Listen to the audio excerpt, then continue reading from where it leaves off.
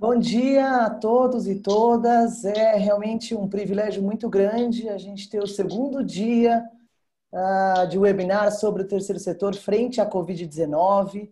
Essa é uma visão que a gente está trazendo da academia e o celeiro do terceiro setor, da academia do terceiro setor, na Universidade Católica, através do NEPATS, né? O professor Sábio Paes vai ter a oportunidade de colocar para nós todo o trabalho que o NEPATS desenvolve. Mas eu queria antecipadamente, na verdade, só receber os meus ilustres convidados aqui, que estão compondo hoje esse evento e prestigiando a Comissão de Direito do Terceiro Setor da OAB de São Paulo. Então, eu queria agradecer a todos que estão aqui, queria agradecer em especial ao nosso maestro, o nosso professor Eduardo Sábio Paes, é ele que tem aí a batuta, que vai continuar nos conduzindo aí no dia de hoje, assim como também gostaria de já deixar de sobreaviso a todos os que estão ouvindo esse webinar e aqueles que também vão ouvir gravado, que no próximo dia 17 e 18 nós estaremos juntos novamente em parceria com o NEPATS e também todas as outras organizações parceiras ao NEPATS, que o próprio professor José Eduardo Sábio Paes vai expor aqui para nós. Eu queria agradecer ao meu presidente da OAB, o nosso querido presidente, o nosso vice-presidente, porque o Dr. Caio e o Dr. Ricardo são parceiros do direito do terceiro setor, são parceiros da comissão, nos apoiam em todas as iniciativas que são extremamente qualificadas como essas, então a gente só tem a agradecer. E eu tenho a agradecer também a todos que estão presentes, né? A gente já tem aqui 72 participantes, tem a professora Leila, que tive a oportunidade de conhecer lá na Universidade Católica, parceiro de luta, o Vanderlei, né? Parceiro de FONIF, e a doutora Juliana também, que vai ser uma das nossas participantes no dia 17 e 18, agora de junho. Então, na verdade, assim, a gente está entre amigos, discutindo temas que todos nós somos apaixonados, aprendendo com os melhores profissionais. Então, eu acho que a gente só tem a ganhar nessa manhã. Me sinto, mais uma vez, muito privilegiada de estar aqui com os mestres que a gente vai estar ouvindo hoje. Então, só para fazer essa fala de abertura e passar a palavra para o mestre, professor José Eduardo Sábio Paes. Muito obrigada. Muito obrigado, doutora Ana Carolina Carrenho, caríssimos colegas, a todos que nos assistem. Realmente, hoje é um dia especial. Um dia bonito aqui em Brasília, não é? Uma aproximação entre Brasília e São Paulo, a OAB sempre presente. Realmente, Ana, o trabalho do presidente Caio, do vice-presidente Ricardo, tem sido fundamental. E essa possibilidade que você está criando para nós, como presidente da Comissão do Terceiro Setor, e como, posso dizer assim, nossa aluna, tem sido fundamental, repito, porque aproximar as pessoas, aproximar as instituições, OAB, Universidade Católica, com todos os parceiros que formam o NEPATS, né? Desde a Fundação José Paiva Neto, que vai estar aqui hoje presente, daqui a pouco eu falo dela, com a Fundação Banco Brasil, a ANASPES, né? Faculdade Brasília, tantos outros atores que nos apoiam, foi citado até aqui o FONIF. Isso é muito importante. Hoje é nosso segundo dia de live, né? Faz pouco tempo as pessoas perguntavam o que é live, o que é live, né? Até minha mãe perguntou ontem, será que eu não poderia assistir uma live? Como é que é isso? Falei, mãe, pode. Você vai no YouTube, papapá. Expliquei para ela. Tá? O que nós temos hoje? A continuidade, não é, do que fizemos ontem para justamente discutir com os grandes especialistas a respeito da temática do terceiro setor. E, nesse instante, envolvendo justamente aspectos não só legislativos, mas contratuais, aspectos institucionais. E aí, veja só, qual vai ser a nossa configuração, para que você que está nos escutando possa melhor acompanhar. Primeiro, nós vamos ter entre nós o professor Júlio Edson. Veja só, de Brasília para Tocantins, de Tocantins para São Paulo, de São Paulo para o mundo. E o que ele vai nos colocar? Ele vai nos colocar justamente o posicionamento do terceiro setor frente ao Estado Democrático de Direito. Né? Estado hoje que tantas questões são faladas, tantos aspectos são ditos, né? E que a sociedade é uma parte atuante. que nós temos toda uma repercussão social e econômica da atuação do terceiro setor na execução de políticas públicas. Quem vai falar disso não sou eu, não. É o Júlio Edson. Tá? O Júlio Edson é que vai colocar para nós, justamente para que a gente tenha uma visão geral, uma visão sistemática desse trabalho, para que nós possamos entender, inclusive, qual o posicionamento do terceiro setor frente a essa realidade econômica e social.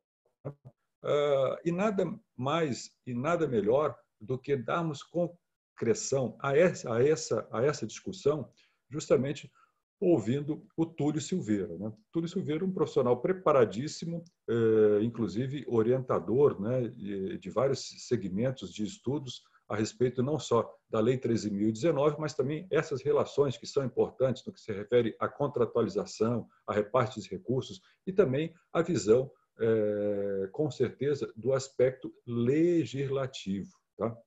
Para você, internauta e que nos assiste, que ouviu ontem, né, onde nós vimos o show que a Radassa deu, né, hoje a Radassa vai estar aqui como moderadora, o Túlio vai ajudar, né, falando dessa questão legislativa.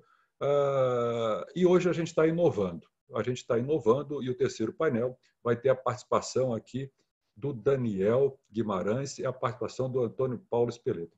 Por quê? Porque nós entendemos que não só a academia não só deve ser teórica, a academia deve ser prática. Tá? E prática nós devemos ter a presença aqui, iniciamos a presença aqui da Fundação José Paiva Neto, da Legião da Boa Vontade, justamente para fazer com que haja uma perspectiva, um cenário, uma perspectiva de, digamos assim, eixo de atuação. Né? O que nós vivemos agora? Quais são as ações imediatas que uma entidade do terceiro setor, ou que essa entidade que está servindo como exemplo para nós, possa tomar, né? Como de imediato? Quais são as perspectivas de curto, médio e longo prazo? E até o desafio, né, que nós vamos colocar para eles e que eles vão colocar para nós. E aí? Quando acabar essa crise? O que nós vamos fazer? Né? O que nós vamos fazer? Como é que nós vamos dar concreção a essas atividades todas, a esses contratos que foram firmados, né? Muitos por tempo determinado face a essa situação, enfim, como é que a essas leis que foram editadas? Por isso fico muito feliz, o NEPATS, e eu estou vendo aqui que tem tanta gente olhando aqui, NEPATS, alunos, graduação, mestrado, doutorado. Vamos ter, portanto, e passo para uma fala aí da nossa moderadora, né, que vai ser a Radassa, e logo vai entrar o Sebastião Faustino, viu? Hoje nós vamos ter uma dupla, hein? Isso vai ser muito legal. Eu estou vendo, Ana, que cada dia vai se inovando aqui e tornando mais interativa a participação. É isso. Passo a palavra para eles e fico aguardando logo o Júlio entrar, né, para dar aquela palestra para nós. Bom dia a todos. É com muita alegria e com uma honra, né, de estar participando novamente dessa mesa, como a doutora Ana falou. É um momento especial para o terceiro setor, sob a batuta do nosso querido professor Sabo. E a gente vai chamar o doutor Júlio Edson. Júlio Edson é doutor em Direito, é coordenador de cursos de pós-graduação dentro da Escola do TCU, no Tocantins, e tem sido coordenador também junto com a revista Repartes. Então, é um apaixonado pelo terceiro setor. É alguém que traz um olhar jurídico com perspicácia. Além de ser um amigo, né, do grupo do terceiro setor, é alguém que contribui e muito academicamente com textos cada vez mais profundos, e a gente tem o privilégio de partilhar desses momentos com ele. Então, assim, vocês que estão nos assistindo vão ter o privilégio, junto conosco, de ouvir o nosso querido doutor Júlio Edson.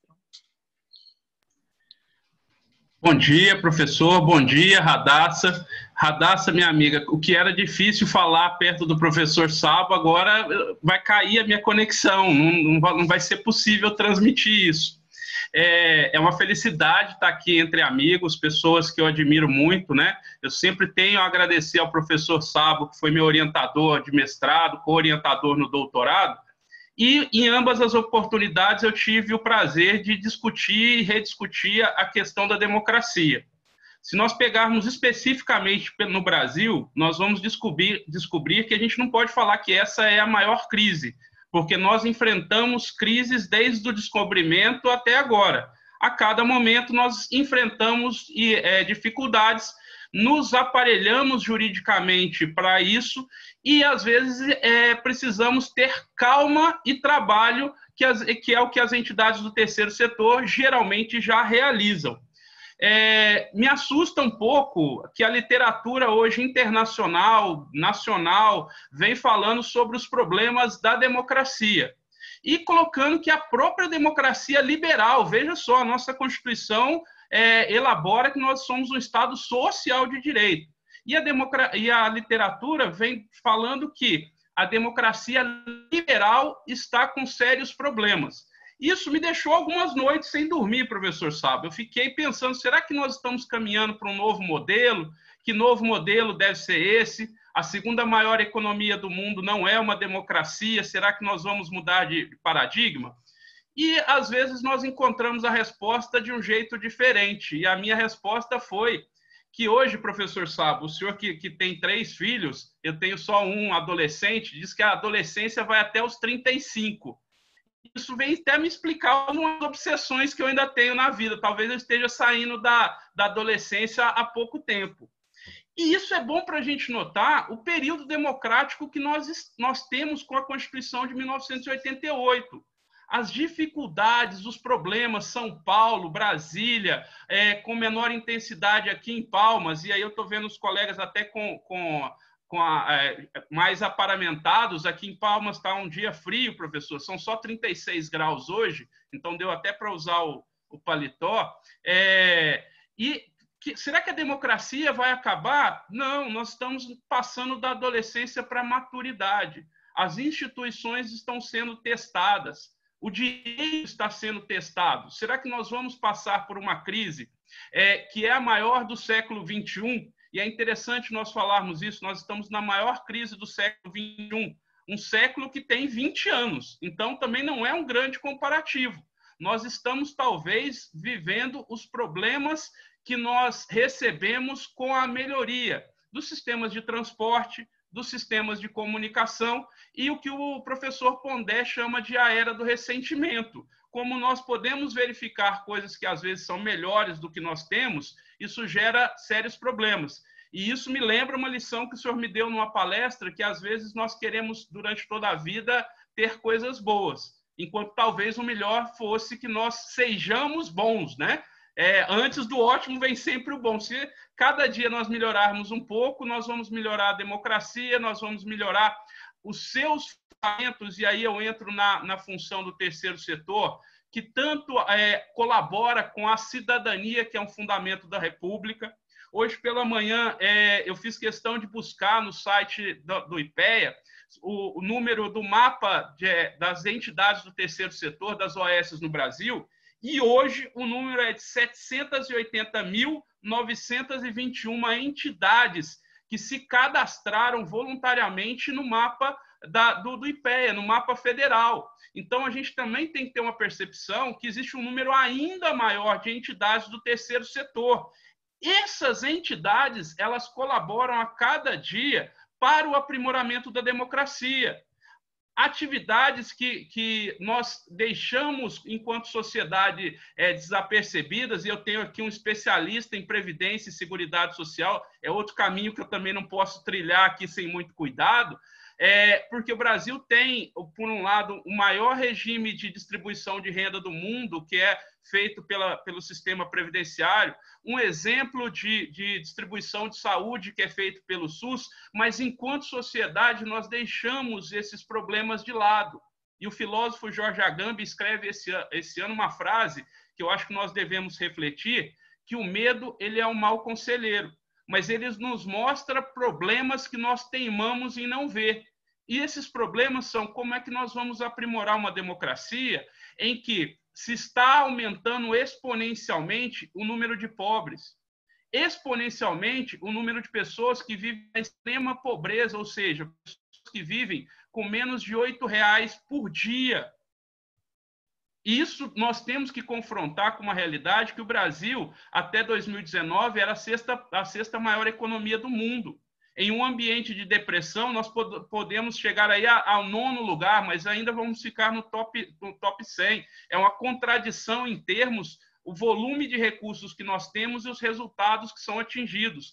E, mais uma vez, eu volto para as entidades do terceiro setor. O senhor nos ensinou tão bem que as entidades do terceiro setor, elas recebem essa nomenclatura porque, do ponto de vista econômico, nós temos o Estado, nós temos o mercado, nós temos, e aproveitando o parceiro aqui, a boa vontade das entidades sociais para que atuarem nas fragilidades. E essas fragilidades, professor, às vezes se tornaram as essencialidades. Por exemplo, no meio de uma pandemia mundial, mais de 85% dos municípios brasileiros são atendidos exclusivamente por santas casas de caridade. Essas entidades estão na linha de frente da atuação, da prevenção e do combate da Covid-19. Eu vou falar do exemplo aqui do estado do Tocantins, o estado que está localizado no centro do Brasil, em que, se não se preocupar com a atenção básica que é feita por essas entidades sociais, nós vamos ter um número de mortes cada vez maior, algo inaceitável frente à legislação que nós temos.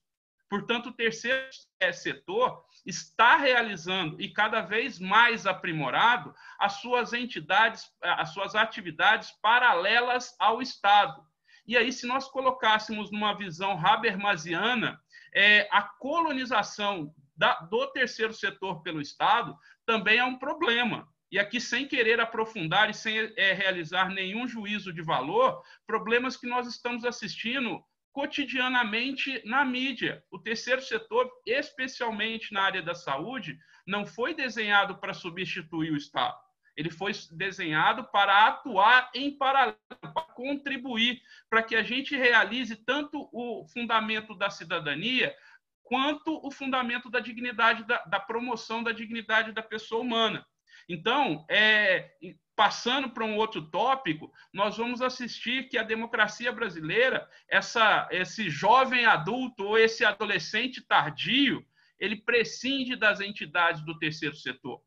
O número de hoje de entidades ultrapassa 1 milhão de entidades. Então, ela é capaz de fazer mobilizações sociais que fazem parte do jogo democrático. Nós vamos lembrar aqui que a Constituição não estabelece uma hierarquia de direitos. Então, vai haver sempre um jogo complexo para que qual direito será desenvolvido.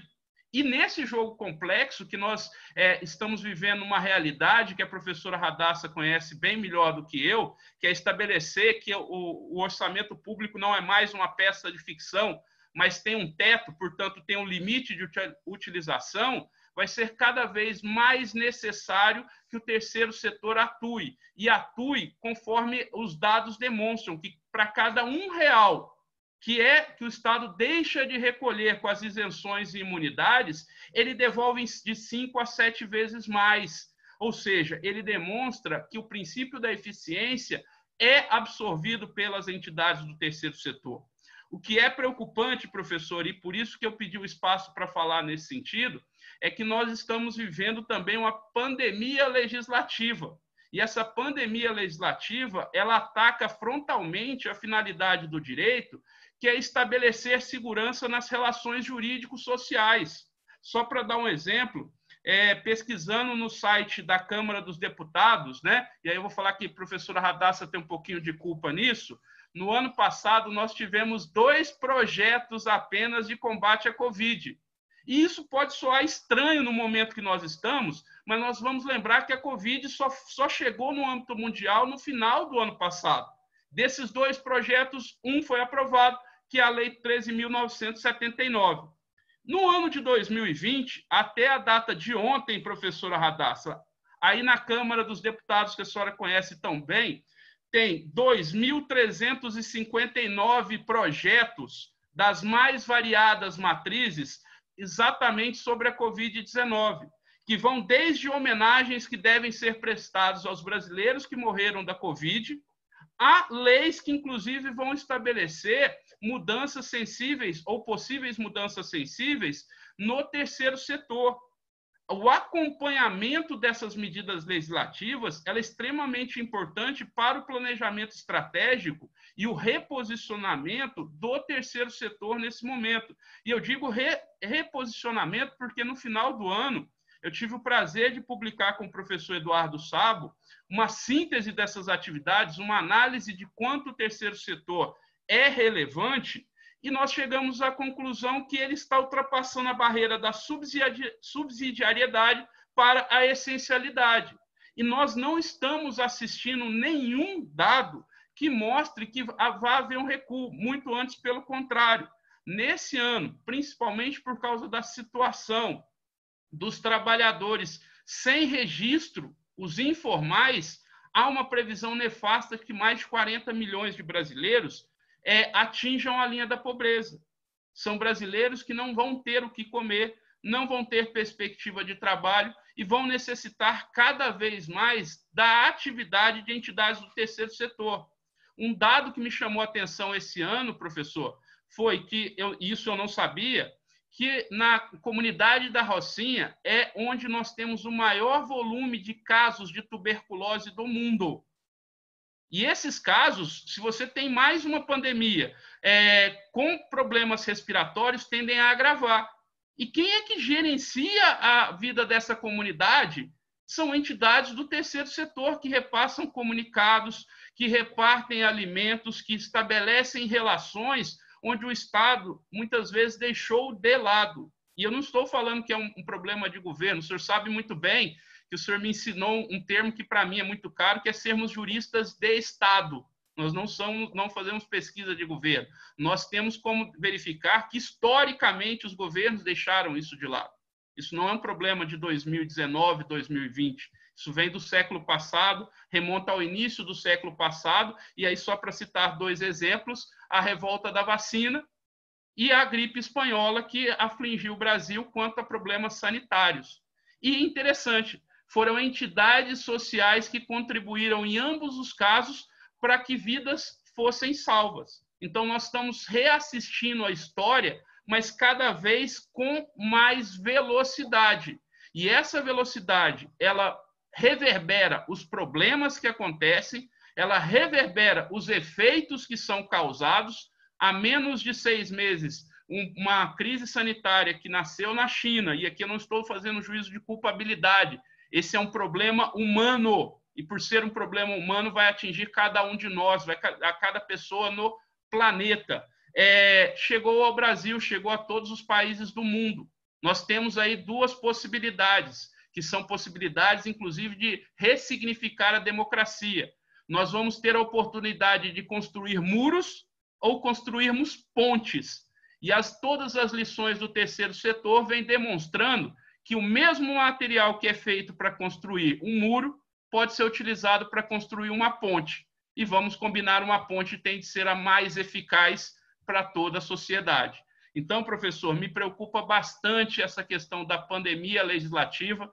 Professor Túlio, eu tive o prazer que ele ministrou curso na nossa escola aqui do tribunal no ano passado, e talvez esse ano eu teria muita preocupação de contratar um profissional do calibre dele para lecionar, porque é possível que no dia saia uma lei com mudanças, como aconteceu esse final de semana para esse seminário. Eu passei estudando a 13.979 para falar de algumas coisas, e o senhor sabe muito bem que eu acredito que ali tem alguns problemas de inconstitucionalidade.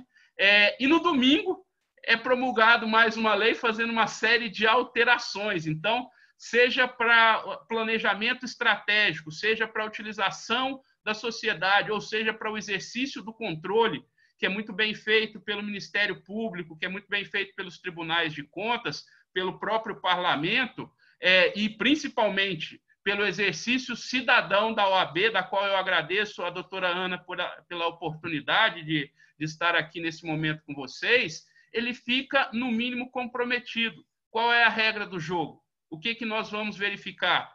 Porque pandemia e estado de calamidade nós já tínhamos legislação.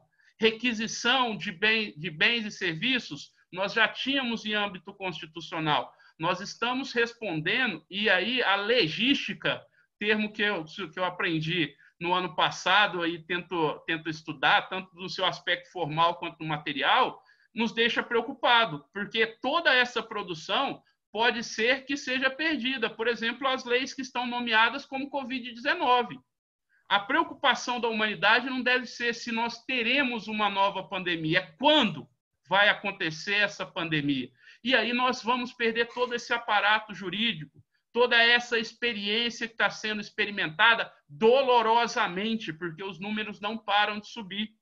E isso é um reflexo daquilo que nós estamos assistindo enquanto sociedade. Por outro lado, também é um reflexo de por que as entidades sociais estão ganhando cada vez mais relevo e, portanto, por que nós precisamos ter esse debate cada vez mais. E assim eu agradeço, professor, agradeço e devolvo a palavra à minha amiga Radassa, pessoa que eu admiro demais. Bom, Júlio. Nossa, Radassa, antes de você falar, fiquei impressionado, hein? Como ele se preparou para essa palestra, não foi? Nossa, ele não deve ter dormido nada esse final de semana e tudo, viu? Que conhecimento, hein? Incrível. Deixa eu só fazer um elogio rápido aqui, né, Radassa, para ele, né? Porque ele citou tantas vezes o meu nome, né? E eu quero dizer, Júlio, que você está coberto de razão, né? Hoje nós vivemos numa democracia do possível e num estado do necessário. Democracia do possível e um estado do necessário. Dizia eu antes, você sabe disso, estado subsidiário. Hoje eu digo que é o estado do necessário. Poder Público Federal, Estado e município deve fazer aquilo que é necessário na execução de políticas públicas. No entanto, ele tem que fazer com a participação, tá, do terceiro setor. Nós vemos aqui no DF, nós vemos aqui em Minas Gerais, tá, nós vemos que a área de assistência e de saúde, nós vemos isso em todo o Brasil. Falo em Minas Gerais porque um dos internautas aqui bem citou, nós vemos isso em Brasília, né, que as entidades do terceiro setor são muito efetivas, né? Existem entidades em todas as cidades. Né? Posso citar, por exemplo, na Estrutural, que é um centro nevrálgico aqui de pessoas vulneráveis. Né? Temos há muitos anos, há 25 anos, a Associação Viver, que é um exemplo de atuação, inclusive nossa parceira. Posso dizer diversas questões em que fazem com que esse número que temos de 800 mil entidades seja um número muito menor, agora está na moda dizer subnotificado, um número muito menor do que das entidades existentes. Não há dúvida nenhuma que o momento é nós fazermos tudo o que possamos, não só por nós mesmos, mas pelos outros. Né? É isso que é importante. Para passar a palavra à nossa querida Radassa, eu diria que os assuntos estão muito próximos, todos os assuntos, inclusive porque nesse momento de Covid, nós ficamos angustiados, nós ficamos temerosos, né? Nós ficamos preocupados em todos os sentidos, até porque, e muitas vezes, até com medo de algumas questões. Né? E o medo, como você bem disse, é um mau conselheiro. Nós temos que ter calma, clareza na situação e obter o máximo de informações e transparência. Por isso que gostei muito da sua fala, e a Radassa vai fazer um bom encaminhamento para a gente logo, logo escutar o nosso amigo Túlio. Professora Radassa.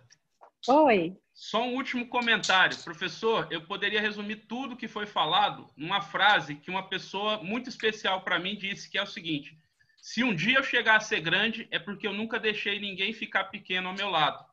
O senhor sabe quem me falou isso, porque foi o senhor. Muito bom. Excelente, Júlio. Bom, eu falei para vocês que a gente ia ter o privilégio de ouvir o Júlio e os comentários não me deixaram mentir, né?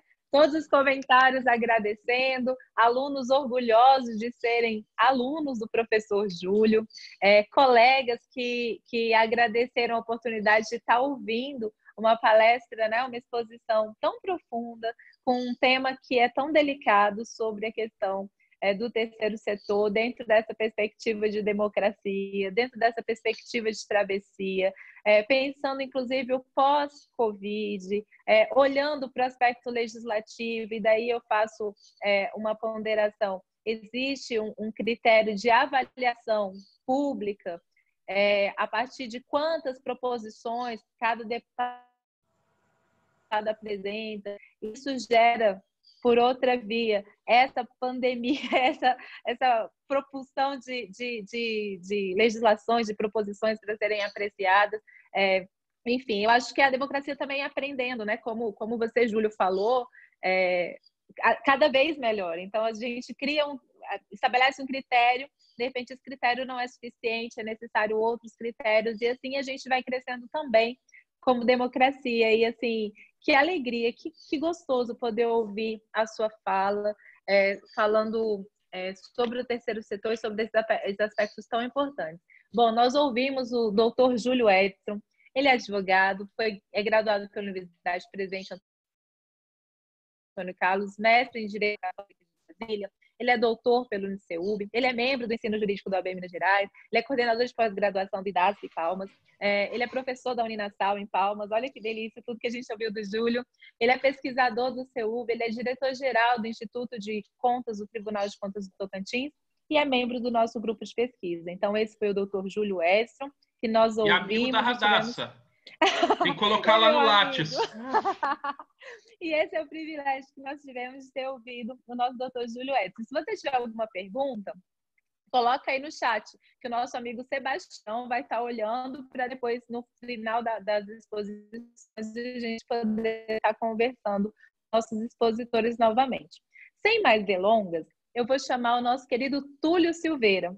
Túlio Silveira é advogado, é mestre em Direito pela Católica de Brasília, é pesquisador de Direito, pós-graduado em Direito Público pela Universidade Católica, com extensão para a docência superior, nosso querido professor Túlio Silveira. Ele é membro efetivo do grupo de pesquisa Terceiro Setor e a Tributação Nacional e Internacional, Formas de Integração e Repercussão na Sociedade, da Universidade Católica de Brasília. Ele é professor na Escola Nacional de Administração Pública, ENAP, na Escola de Administração Fazendária, ESAF. Ele é conselheiro substituto e professor na Associação Brasileira de Orçamento Público, a BOP. Ele é escritor, ele é palestrante, ele é consultor, ele é um amigo do terceiro setor, ele vai nos brindar, falando sobre os aspectos do direito administrativo, falando sobre os aspectos dessa pandemia legislativa, e da segurança jurídica referente a isso que a gente está vivendo. Então, o Túlio vai nos brindar com a sua exposição agora. Túlio, a palavra é sua. Radassa, obrigado pelas belas palavras. Quero aqui saudar o professor Eduardo Sabo. Saudade, fisicamente a gente pode estar um pouco distante, mas em pensamento lhe garanto que de minha parte estamos lado a lado. Gostaria de saudar aqui a Ana Carolina, a colega advogada aqui da OAB de São Paulo. Eu também sou inscrito aqui na OAB São Paulo. Gostaria de saudar aí o professor Júlio, que fez uma belíssima exposição e surpreendendo, como sempre, nas suas manifestações. Quero registrar também que eu sou amigo da Radassa, tá? Vou colocar lá no resumo do Lattes, ok? Quero saudar aqui o amigo Sebastião, o Antônio Paulo, que estou conhecendo hoje, o Daniel Guimarães, que conheci ontem. Registrar aí o excelente trabalho que o pessoal do staff da OAB fez, inclusive me explicando como é que funciona a ferramenta, porque eu confesso que eu sou um pouco novo em relação a isso. Então, quero saudar a todos e a todas e iniciar a minha fala não como uma palestra no sentido de orientar, mas também eu não quero desorientar ninguém, mas eu quero lançar aqui algumas provocações. Eu gosto muito do programa Provocações Filosóficas, quando a gente é instado a procurar mais perguntas onde você achou que tinha resposta para todas aquelas antigas perguntas. Então, se eu puder aqui descrever, Radassa, professor Eduardo Sá, professor Júlio, doutora Ana, eu gostaria de iniciar dizendo o seguinte: nós vivemos um momento de transformação. Ao que tudo foi falado, eu vejo muito como uma transformação. E vejo que estamos fazendo parte dessa transformação e podemos e precisamos dar uma contribuição para que essa transformação seja para melhor. O tema do nosso webinar é relacionado à questão do nosso tema hoje, né? A pandemia legislativa e a segurança jurídica. Há muito tempo eu venho falando que esse momento de transformação gera para nós uma verdadeira inflação legislativa. Diariamente, se nós pegarmos o Diário Oficial da União, darei como parâmetro oficial o Diário Oficial da União, nós lá encontraremos uma série de atos normativos, uma série de resoluções, uma série de decretos, leis e medidas provisórias tentando reorganizar ou trabalhar um arranjo legislativo para as situações vividas pela sociedade. Não me preocupa a questão da legislação, não me preocupa a inflação legislativa. O que me preocupa é o que essa legislação, o que essa inflação legislativa pode acarretar futuramente, não só para o terceiro setor, que colabora, que auxilia, que atua em conjunto mas também para o gestor que opta por essa solução. De um lado, nós temos o Estado, primeiro setor. De outro, nós temos a iniciativa privada, que ofere lucro, o segundo setor. E depois, nós temos o terceiro setor, que são as entidades colaborativas, que aí, de forma rasa, resumindo, não oferem lucro. Ontem, o professor Luigi fez uma excelente apresentação introdutória a respeito desse assunto. Tá? E também gostaria de saudar aqui os participantes. Eu vi aqui o Hugo, o professor Luigi, a professora Juliana, né? Sejam todos muito bem-vindos ao nosso webinar. É um prazer tê-los aqui conosco. Então, nessa perspectiva de que qual é o consequencialismo em relação a essas normas que estão sendo editadas, é que fico preocupado por uma razão muito simples. O ato administrativo hoje vai ser editado observando a situação real, as condições, a necessidade, a verdade de se buscar uma solução. Mas e lá na frente, quando ele for julgado pelo órgão de controle? O órgão de controle deve observar as mesmas regras que foram identificadas no momento da edição do ato administrativo. Pois bem, nessa perspectiva, eu vejo que as entidades do terceiro setor possuem papel essencial de ação colaborativa apoiando o Estado. O professor Júlio colocou muito bem a questão relacionada ao apoiamento. Ora, nós vemos aí na mídia constantemente as questões relacionadas à disponibilidade dos leitos de UTI. Nós temos um percentual significativo de disponibilidade que são promovidos pelas entidades assistenciais da saúde.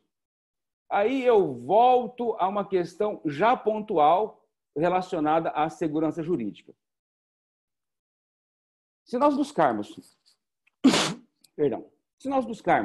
a lei 13.979, nós vamos observar que para o enfrentamento da emergência de saúde pública, lá existe a possibilidade da requisição de bens e serviços de pessoas naturais e jurídicas, hipótese em que será garantido o pagamento posterior de indenização justa.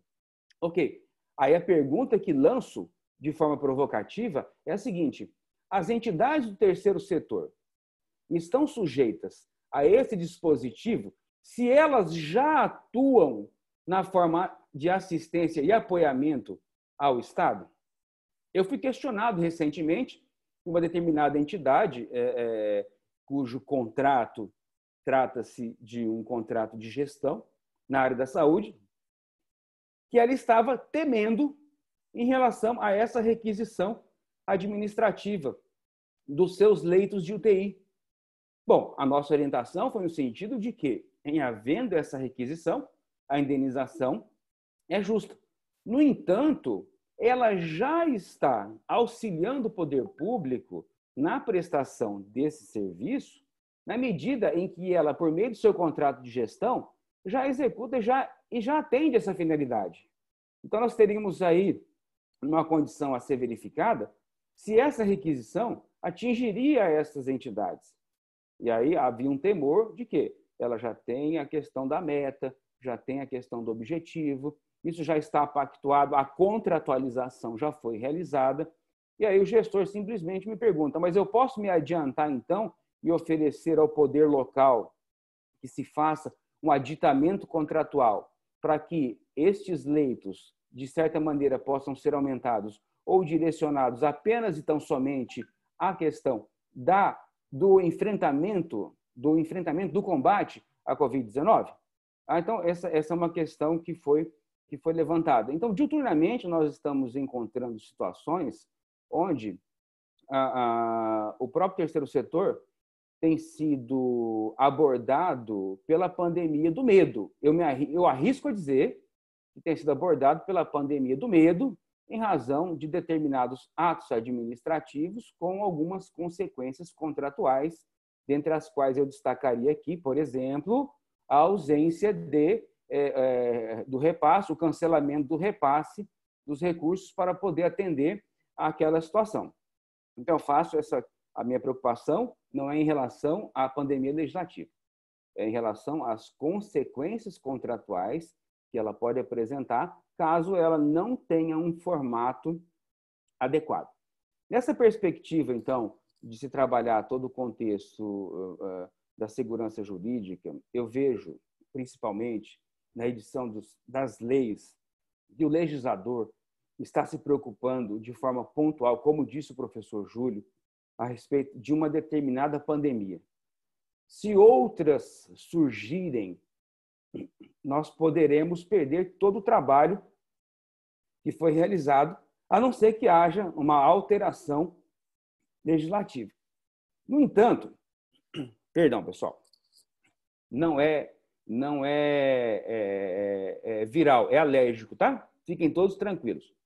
E eu estou aqui sozinho no escritório. O professor Sábio talvez possa ser também um pouquinho do nervosismo, né? Porque dividir uma sala com pessoas brilhantes como vocês, a gente acaba cometido de um nervosismo e acaba refletindo em outros campos fisiológicos, tá? Mas nessa questão de que a parte legislativa se ocupou de uma casuística ou de uma situação pontual, eu vejo que o terceiro setor, no caso acadêmico, tem um papel fundamental de alertar os nossos legisladores, de alertar o nosso poder judiciário de que essa questão relacionada à Covid ela precisa ser extensiva, não ao casuísmo específico, mas a todo ao nosso ordenamento.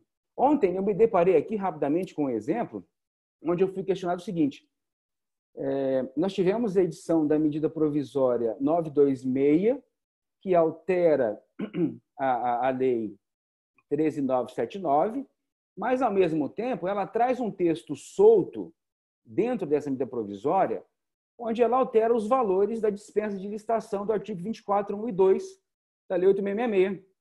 E a celeuma que foi criada foi a seguinte: professor, essa alteração, essa elevação do limite dos 10% lá do artigo 24.1 e 2 da Lei 8.666, ela vai se aplicar a todas as aquisições ou apenas são somente as aquisições relacionadas ao enfrentamento da pandemia do Covid-19?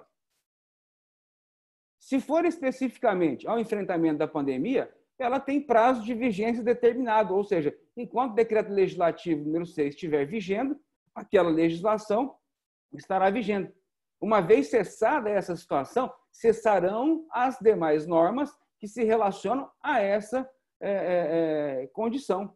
Então, no campo filosófico, no campo teórico, mas, acima de tudo, no campo prático, nós podemos sofrer algumas consequências, e quando digo nós, tá? Os operadores, tanto do lado do poder público, que ordena a despesa, quanto do lado do terceiro setor, que ao receber aquela despesa também ordena aquela despesa, possam ter sérias consequências.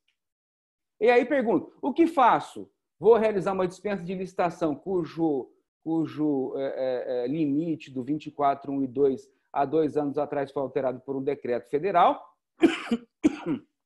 ou eu utilizo agora os parâmetros do 24.1 e 2 apresentados pela medida provisória 926. O que o Júlio falou é muito sério. No final de semana, estudamos para uma determinada situação a ser apresentada numa segunda-feira, e, de repente, não mais que de repente, sem qualquer tipo de aviso, a norma é alterada e aí se muda todo um conjunto jurídico. Vou dar um outro exemplo aqui que tem sido questionado constantemente. A Lei 13.979, ela apresenta um dispositivo muito interessante no que diz respeito... Perdão, pessoal. Deixa eu tomar uma aguinha aqui só para lubrificar a caixa. ela apresenta uma questão muito interessante aqui, principalmente para as entidades que atuam no terceiro setor na área da saúde, né? E ela traz assim, no próprio artigo 3º da 13979, a autorização especial e temporária para importação e distribuição de quaisquer materiais, medicamentos, equipamentos e insumos na área da saúde, sujeitos à vigilância sanitária, sem registro na Anvisa, considerados essenciais para auxiliar no combate à pandemia do coronavírus, desde que registrados por pelo menos uma das seguintes autoridades sanitárias estrangeiras a que relacionam. Ok? Até aí tudo bem. Até aí não tem problema. O único desafio agora do operador terceiro setor, lá do hospital, lá do município, do interior do Brasil, que deseja realizar a aquisição de um medicamento que ainda não tem registro na Anvisa, a pergunta que me incomoda é a seguinte: hoje, a Anvisa, em 72 horas, deverá conceder o registro, a autorização excepcional, ou eu, hospital, lá da ponta, do terceiro setor, posso realizar essa importação direta sem consequências legais em face dessa questão que se apresenta? Essa pergunta me incomoda demais. E confesso que ainda nesse caso específico, eu não consegui uma resposta objetiva. Porque, pela legislação extravagante, qualquer medicamento que venha a ser importado tem que ter registro na Anvisa.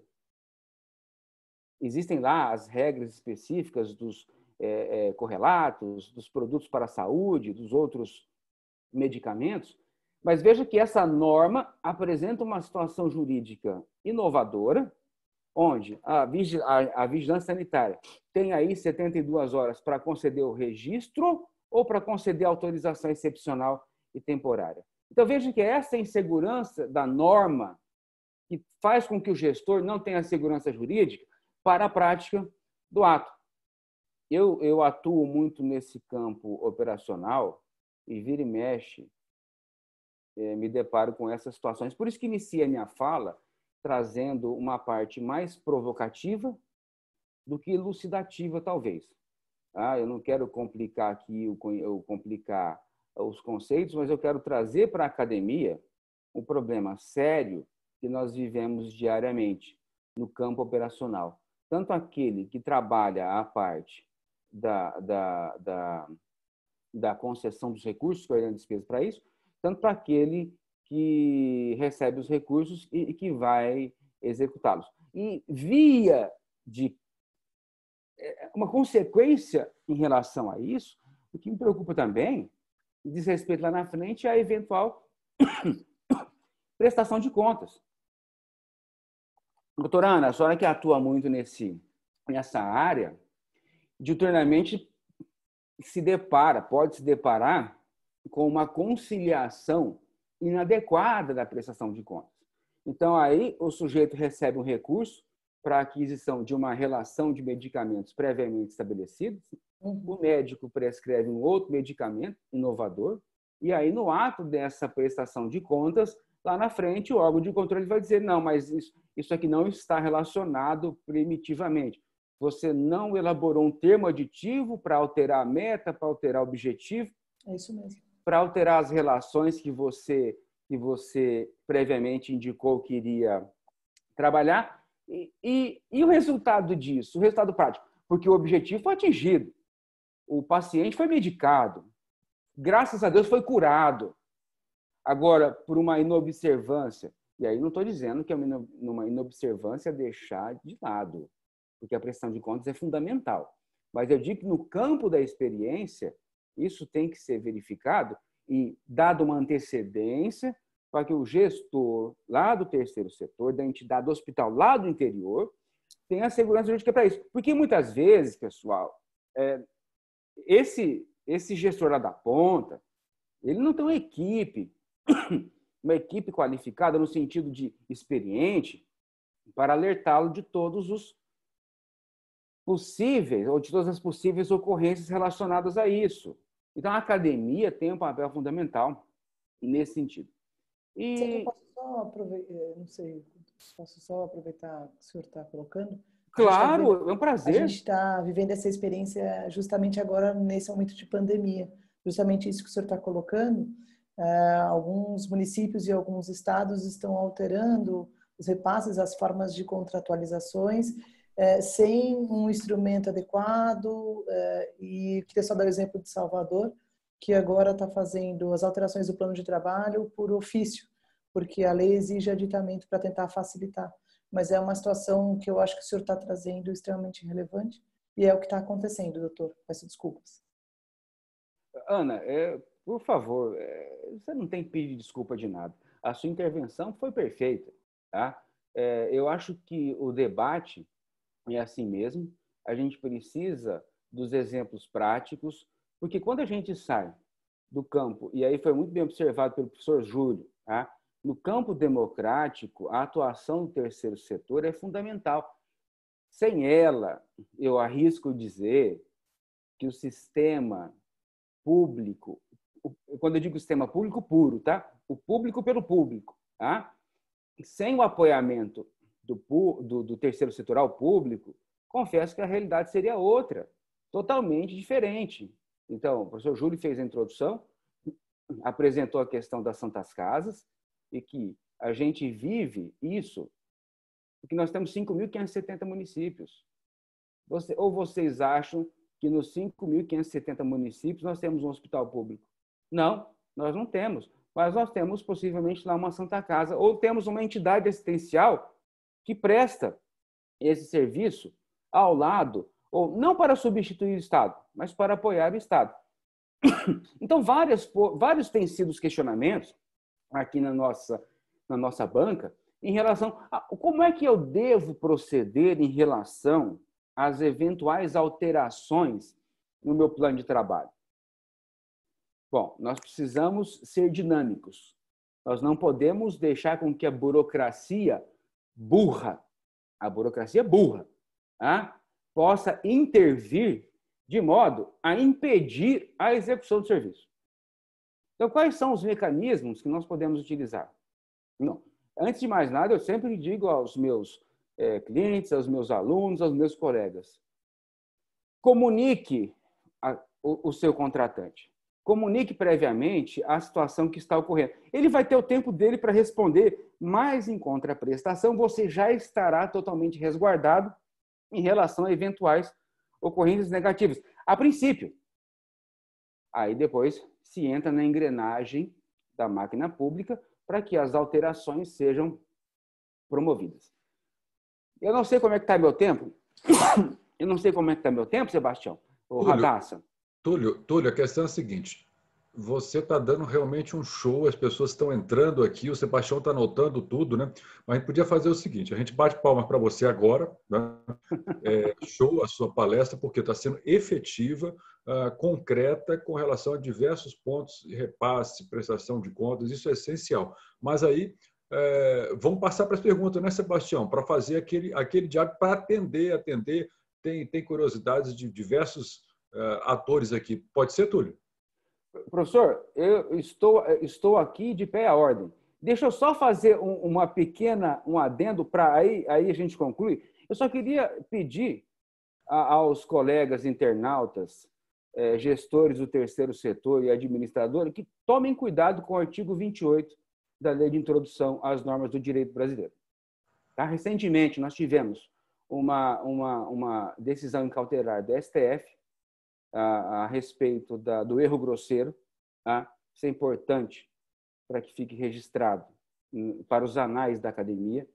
Tá? Nós tivemos aí 3 pontos que eu acredito que são fundamentais para essa questão, que é o ponto relacionado à natureza processual do artigo 28, a natureza conceitual do artigo 28 e a natureza de norma de conduta do artigo 28, que foi modificado pela MP 966. Tá? Então, assim, eu gostaria de fazer pontuar esses 3 itens, porque eu acho que essa medida provisória 966, no que diz respeito ao artigo 28 da Lei de Introdução às Normas do Direito Brasileiro, a respeito do erro grosseiro, também merece um outro encontro. Professor Sabo, obrigado pela oportunidade.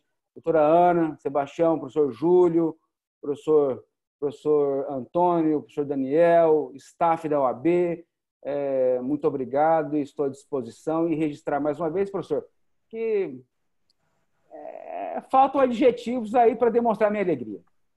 Túlio, uma alegria ter aqui com você. Você é interessante. Você parece um corredor daqueles de 5.000 metros, 10.000 metros. Você vai, você deixa para o final, né, as principais colocações. Aí tá todo mundo curioso com a sua abordagem aí do artigo 28 da questão da medida provisória, viu? Túlio, acho que você faz isso de propósito, depois você ser chamado de novo. Mas espera aí, fica aí, porque o Sebastião Faustino vai colocar diversas preocupações e diversos questionamentos aí que os nossos internautas estão tendo. Isso, bom dia a todos. Doutor Túlio, parabéns pela palestra. Temos inúmeros participantes. E doutora Ana, inclusive, nossa colega, doutora Ana Carrenho, quem devemos, né, uma das organizadoras deste evento. Mas antes que ela faça uma pergunta, antes de passar a palavra para ela, eu quero te fazer uma pergunta enviada pelo doutor Antônio Azevedo, que diz o seguinte: doutor Túlio, temos notícia de que gestores locais requisitaram os bens móveis e imóveis de hospitais filantrópicos, passando a gerir o equipamento no contexto da pandemia.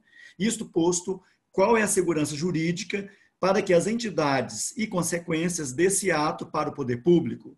E a outra pergunta ainda: a requisição pode ser considerada uma intervenção disfarçada? Então, com a palavra, doutor Túlio. Olha, professor Sabo, eu quero agradecer a pergunta do internauta, na pessoa do Sebastião, e eu acho que esse é um gostinho de quero mais. Tá? Por quê? Porque o tema é recente, o tema envolve uma série de definições a respeito do que vai ser considerada requisição administrativa, se é o ato administrativo da tomada, abre aspas, na mão grande do objeto contratual, ou se ele deve seguir alguns preceitos legais inicialmente. Eu advogo, tá? Sou favorável à tese de que seria perfeitamente possível que isso fosse, de certa forma, tratado. No entanto, eu vejo que na pergunta do colega existe uma condição muito perigosa, tá? Do poder público estar requisitando esses bens sem a devida alteração contratual para o repasse inicial. Então, assim, como é que funciona na prática? Vamos colocar como exemplo aqui um contrato de gestão. Eu tenho um contrato de gestão, então mensalmente eu recebo um repasse do poder público para gerir aquele recurso, atender às metas e os objetivos previamente estabelecidos. No final do mês ou no mês seguinte, eu realizo a prestação de contas, apresento os indicadores, identifico aquilo que foi cumprido, aquilo que não foi cumprido. Se não foi cumprido, no mês subsequente eu vou receber um pouco menos, porque haverá uma certa penalização em relação a isso. Onde é que é o cuidado necessário em relação a isso? Tá? No ato dessa requisição, o poder público e o terceiro setor precisam pactuar e ajustar a revisão das metas, a revisão dos objetivos, se isso estiver ocorrendo em um contrato dessa natureza, para que futuramente, em prestação de contas, ele não venha a ser penalizado em razão dessa modificação contratual extemporânea. Ou seja, ele executou, mas isso não estava previsto nas metas e nos objetivos, e lá na frente ele venha a ser penalizado. O que eu entendo poderá haver? Pode, mas desde que os cuidados necessários com a segurança do próprio executor do contrato sejam adotados. Não vou ingressar no mérito da judicialização desse procedimento. Tá? Estou aqui apenas tratando do aspecto administrativo. Não sei se eu consegui me fazer claro, Sebastião, mas só então recapitulando e finalizando, seria perfeitamente possível desde que a norma contratual fosse alterada para se fazer previsão dessas novas metas, desses novos objetivos no plano de trabalho, sem o qual ele não conseguirá executar a contento esse objetivo. Ótimo. Eu vou passar para a doutora Ana agora, a doutora Ana Carolina Carrenho, que quer fazer uma pergunta para o senhor também, professor Túlio. Túlio, muito obrigada, né? A gente foi brindado realmente com as suas palavras. Eu não quero ocupar o tempo dos internautas, eu queria só pontuar contigo o seguinte: a gente está tendo uma série de solicitações de de repasses, de suspensão de repasses na área da educação, no âmbito da primeira infância. Então, uma série de municípios estão suspendendo os repasses para as creches, né? Aqui em São Paulo a gente chama de 6, de uma maneira unilateral, né? Então, está fazendo a suspensão, e o que eu estou achando que é mais grave ainda é que elas estão, a prefeitura está, assim como outros órgãos da administração pública, está solicitando para que a organização se submeta à medida provisória 936, para redução de jornada e redução de salários proporcional. Então, a gente está vivendo um problema nacional. Eu não tive só essa solicitação aqui de São Paulo, eu estou recebendo essa solicitação do país todo a respeito de suspensão do repasse em relação à primeira infância, tá? Então, é pontualmente em relação às creches, em função da dificuldade de você fazer um trabalho online com as crianças. Por outro lado, as escolas que atendem as crianças estão tendo uma demanda muito maior, porque estão precisando criar mecanismos para os professores conseguirem interagir com seus alunos de 0 a 5 anos, a 4 anos e 11 meses. Então, enfim, existe aí o outro lado da necessidade que a organização está se vendo, inclusive de dar apoio ao professor. Queria ouvir você e queria saber se você já tinha ouvido falar sobre isso em alguma localidade. Ana, obrigado pela Doutor Túlio, eu só queria pedir que fosse assim, bem um pouco mais objetivo, mais rápido, aliás, porque em decorrência do tempo, e nós temos ainda outros 2 palestrantes ainda. Tá? Obrigado. Sebastião, você pediu isso para a pessoa errada. Me perdoe, mas assim, Sebastião, eu vou lhe atender prontamente. Doutora Ana, curiosamente, parece até que nós combinamos a pergunta. Na semana passada, eu recebi uma solicitação de um determinado município do interior de São Paulo, tratando exatamente da questão da suspensão do repasse para a primeira infância. Não sei se vai casar com a sua pergunta. Naquela ocasião, a alegação do prefeito era a seguinte, que ele decretou o isolamento social e as crianças não estavam podendo ir para a creche. Ou seja, não tem aula, não tem recreação, não tem merenda, não tem... então, vamos suspender o repasse em relação a isso. Bom, nós temos 2 situações. A primeira no campo operacional e a segunda no campo social. No campo operacional, nos debates que nós tivemos com o gestor local, nós entendemos o seguinte, olha, seria operacionalmente falando, perfeitamente possível se fazê-lo, desde que o plano de trabalho desse contrato fosse alterado. No entanto, quando eu digo alterado, não é para que houvesse a supressão, mas é para que houvesse uma alternativa de que esse objetivo pudesse chegar nas casas dos que frequentam a creche de 0 a 4 anos, de 0 à primeira infância. Ou seja, não é para suprimir o valor, mas é para que fosse dada uma destinação alternativa para que o trabalho, aí no segundo ponto, a parte social continuasse sendo trabalhada.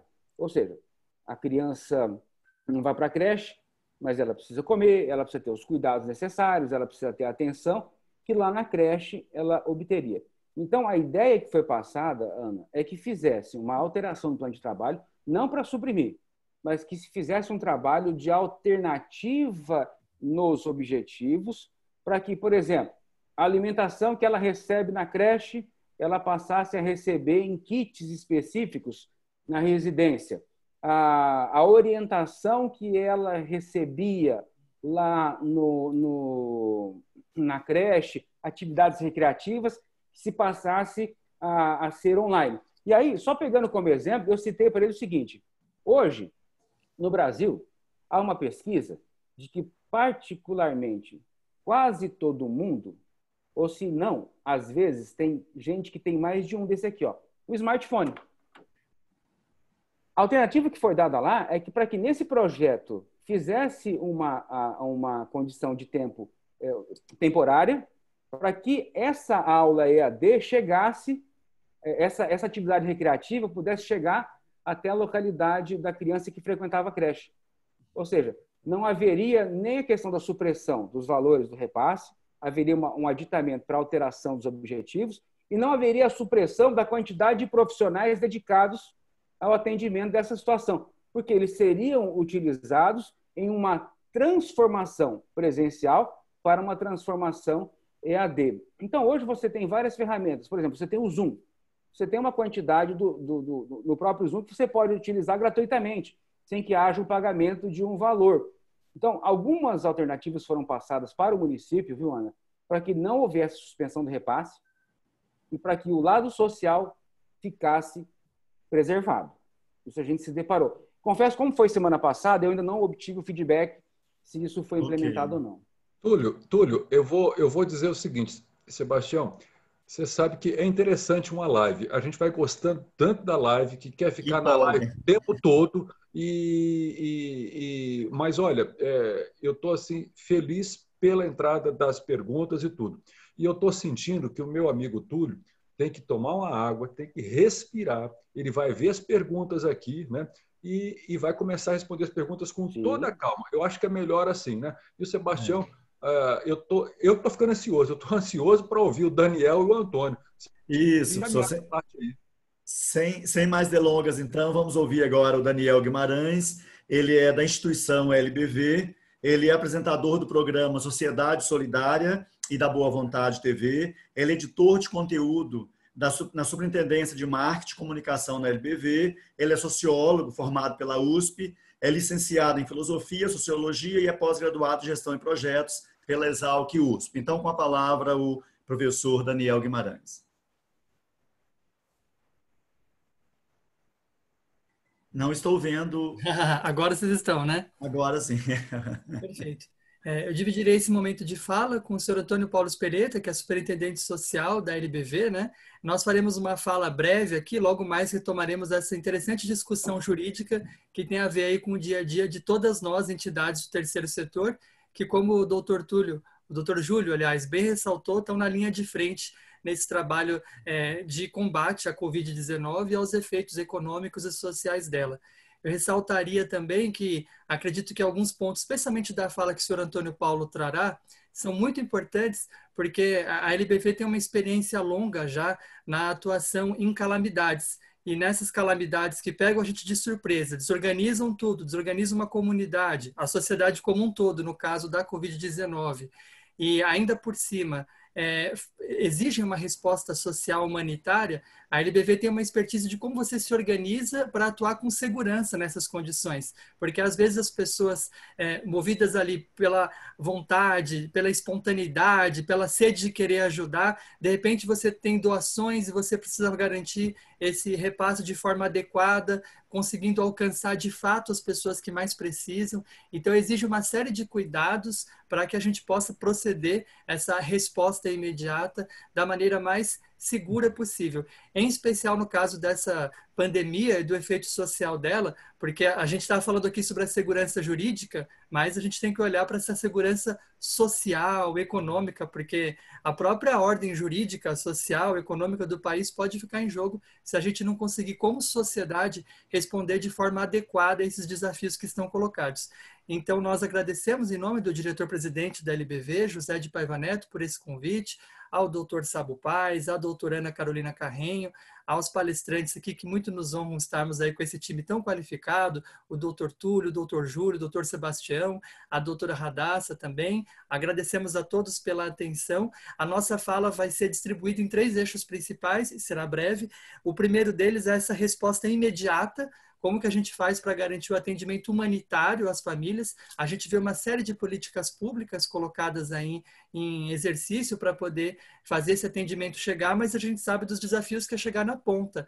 Uma boa parte da população brasileira não é escolarizada, não sabe usar smartphones, e a segurança alimentar, que já é um problema do nosso país, já não é de hoje, e a pandemia só vem e agrava isso ao colocar tantos trabalhadores na informalidade, né?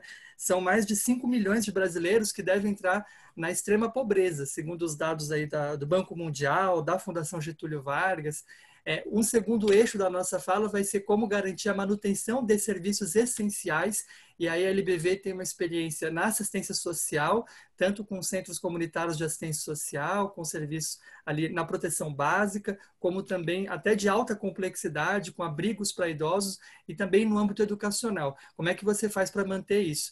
Alguns desafios nossos são diferentes dos colocados para outras entidades, porque a LBV não conta com recursos públicos, né? Ela mobiliza recursos da própria sociedade para poder financiar o seu trabalho. Mesmo assim, ela age seguindo em conformidade com o que determina a Lei Orgânica da Assistência Social, todo o aparato jurídico.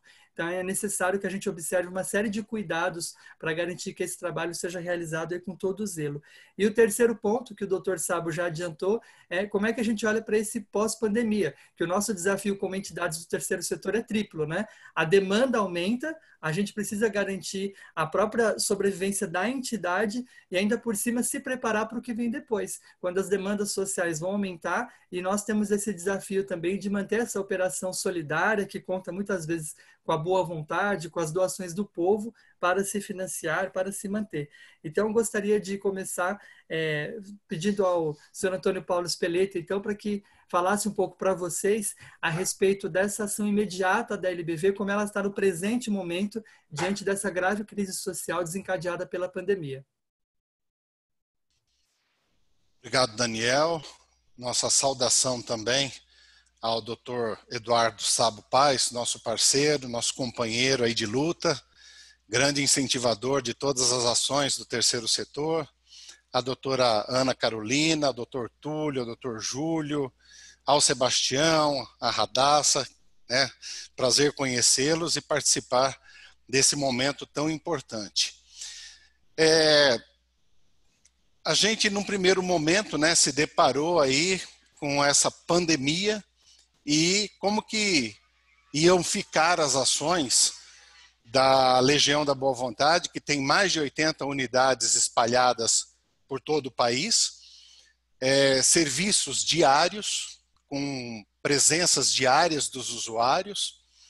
E aí, quando foi publicado o Decreto 6/2020, que instaurou o Estado de Emergência de Saúde Pública de Importância Internacional, a gente, então, teve que se adequar, né? As atividades começaram a ser suspensas, nós tivemos aí quase 200 de decretos municipais que precisamos estudar, e não só municipais, como estaduais também, federais, e as atividades começaram a ser suspensas em alguns municípios e em pouquíssimo tempo, em alguns dias, nós tivemos as atividades presenciais suspensas em todas as nossas unidades. Distanciamento social, né? Risco de contaminação. Aí começamos pelo grupo de risco, que são os idosos, também a gestante, que nós atendemos, idosos, gestantes. Nos abrigos para idosos, que são ILPIs, nós temos em Volta Redonda, Teófilo Otoni e Uberlândia. Aí nós tivemos que estudar mais rigorosamente as portarias, as notas técnicas da Anvisa, as recomendações do Ministério Público, do Corém. Então, assim, foi um trabalho bem grande. As nossas assessorias aqui técnicas tiveram que se desdobrar e com a suspensão do trabalho presencial, do atendimento presencial, como iam ficar as famílias que dependiam, muitas vezes, daquele atendimento, daquela alimentação que só faziam quando iam numa atividade, numa unidade da LBV. E aí nós começamos a nos preocupar. Tudo isso que foi colocado, né, pelo Dr. Túlio, pelo Dr. Júlio, muito bem colocado. A gente, dentro, né, da Lei Orgânica da Assistência Social, que no artigo 22 diz que entende-se por benefícios eventuais as provisões suplementares e provisórias que integram organicamente as garantias do SUAS e são prestados aos cidadãos e às famílias em virtude de nascimento, morte, situações de vulnerabilidade temporária e de calamidade pública. Então, nós tivemos que nos atentar muito para isso, né? Porque aquelas famílias não iam ter o que comer. além de não ter o que comer, muitas já estavam sendo acompanhadas por conta da suspeita de violação de direito, que é um problema seríssimo também, e que as nossas assistentes sociais, as nossas psicólogas acompanham. Como que iam ficar esses casos, né? Como que eles iam ser acompanhados a partir daí? E nós tivemos que reduzir a equipe no local por conta da aglomeração. Então, assim, foi um desafio muito grande a ser enfrentado. Tivemos que suspender contratos, tivemos que reduzir carga horária, tivemos que permanecer com uma equipe mínima, pelo menos, para dar conta desse trabalho. Por exemplo, na aprendizagem também que nós temos, passamos a adotar as aulas remotas para os aprendizes, as atividades do assessoramento e defesa e garantia de direitos, as centenas de instituições e lideranças comunitárias que estavam sofrendo na pele, assim como a LBV, toda essa questão do isolamento social, das suas necessidades básicas. Tivemos que preparar documentos para os conselhos de assistência social e atender muitos que estavam batendo a nossa porta, porque, como muito bem colocou aí pelo Herbert, muitos CRAS e muitos CREAS fechados. Quer dizer, o poder público, nesse momento, que devia estar à frente e coordenando todo esse trabalho das associações, estavam fechados. E, às vezes, só tinha a Secretaria de Assistência Social do município para atender e uma pessoa só para atender a tantas demandas, né? Então, a LBV se colocou também como protagonista nesses locais para poder atender a toda essa demanda. Graças a Deus, nós tivemos uma resposta muito rápida da comunidade, dos colaboradores, dos apoiadores, dos parceiros, e conseguimos, até o presente momento, já disponibilizar, entregar a essas famílias, muitas conhecidas, de comunidades conhecidas aí, inclusive de Brasília, que o Dr. Sabo Pai citou, lá na cidade estrutural, que é uma região muito carente, né? Uma comunidade muito carente de Brasília, da capital federal. E nós conseguimos, então, disponibilizar para 94 cidades, nas 5 regiões do Brasil, mais de 260 toneladas de alimentos e também de produtos de limpeza e higiene pessoal. A todas essas famílias que são atendidas nos programas da LBV, nos serviços da LBV, mas também de organizações parceiras que são assessoradas pela nossa rede Sociedade Solidária, que muitos já conhecem.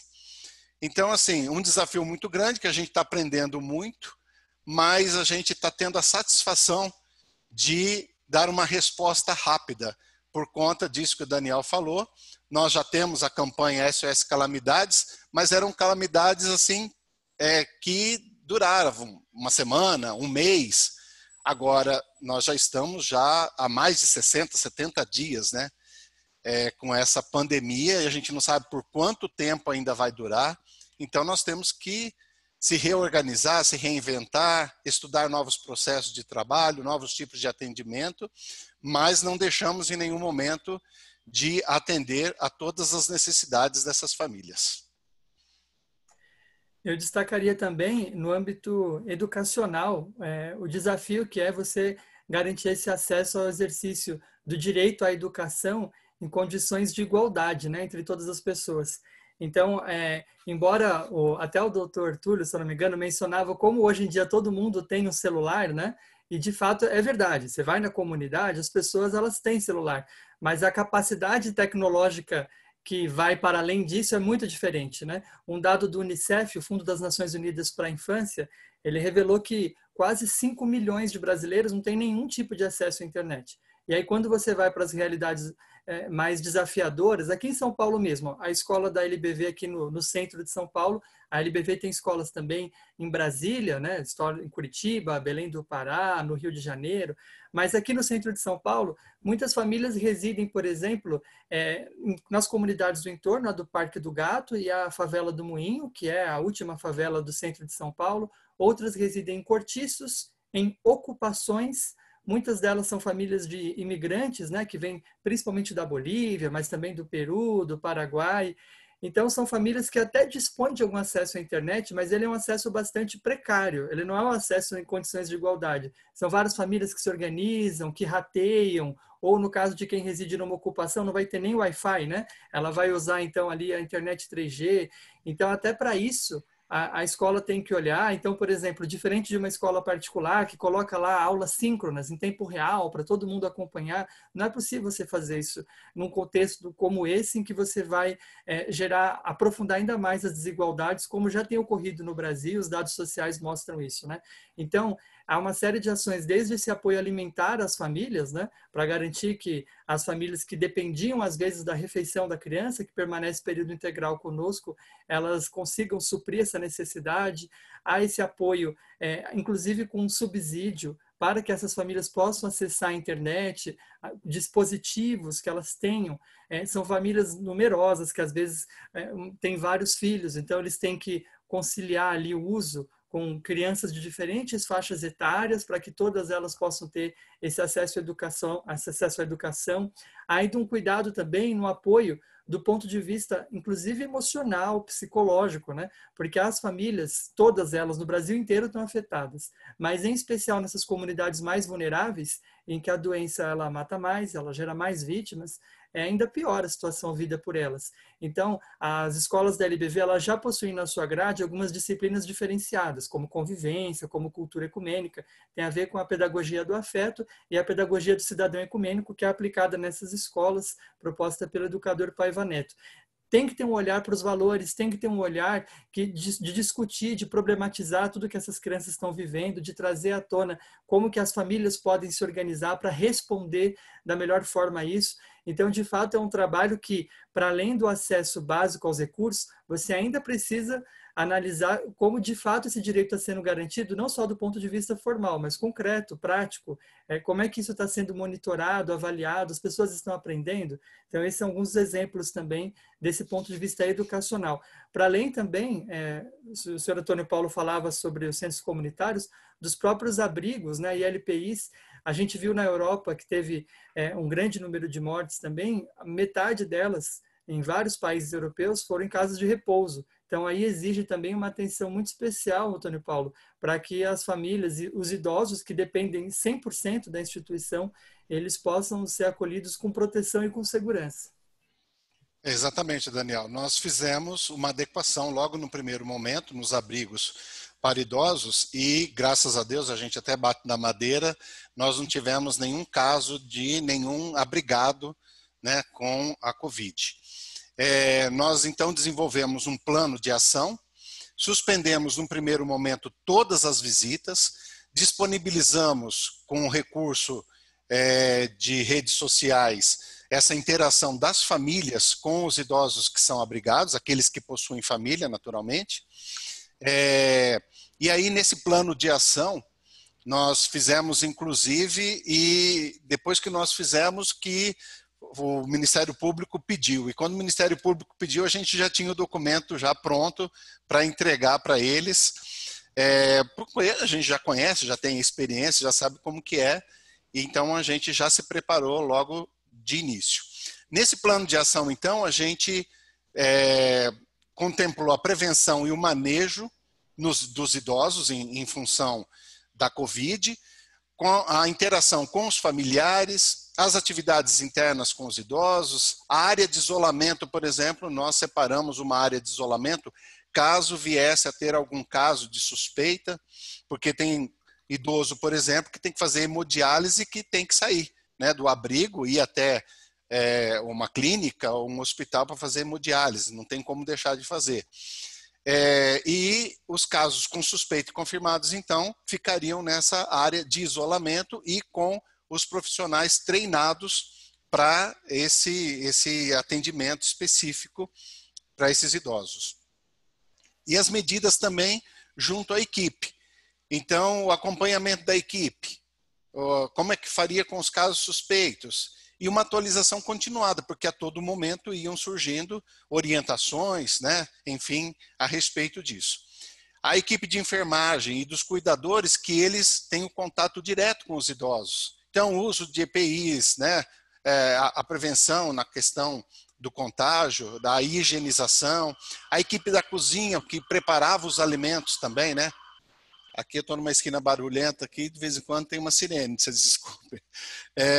Equipe da cozinha, né? O manejo com os alimentos e a equipe administrativa também operacional, porque convive tudo lá, claro que tem que evitar-se esse contato, mas não tem como, né? Você tem que falar com um enfermeiro, você tem que falar com um cuidador e tem que ter esse cuidado todo. Então, esse plano de ação foi fundamental para que a gente tivesse, né, esse risco zero e nenhum caso registrado até o momento em nenhum abrigo da LBV.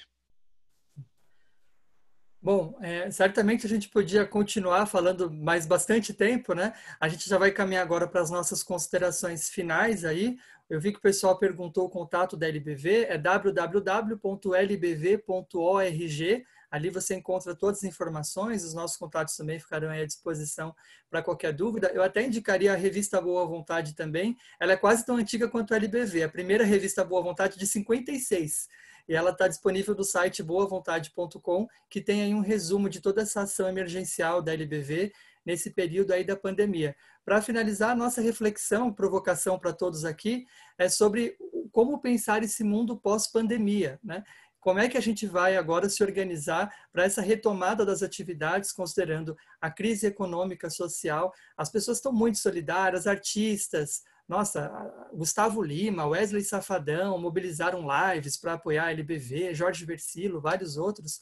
Entretanto, como vai ser isso daqui a alguns meses, por exemplo, quando a crise econômica estiver instaurada e as organizações que dependem muitas vezes de doações, como é o caso da LBV, outras que contam com recursos públicos e privados também, como contar com essa continuidade da atividade? A gente tem uma perspectiva de um número muito alto de pessoas desempregadas, de trabalhadores informais com uma renda precária também. A LBV ela tem uma atuação forte na ONU, ela tem status consultivo geral no Conselho Econômico e Social das Nações Unidas desde 2000 e atua na ONU desde 94.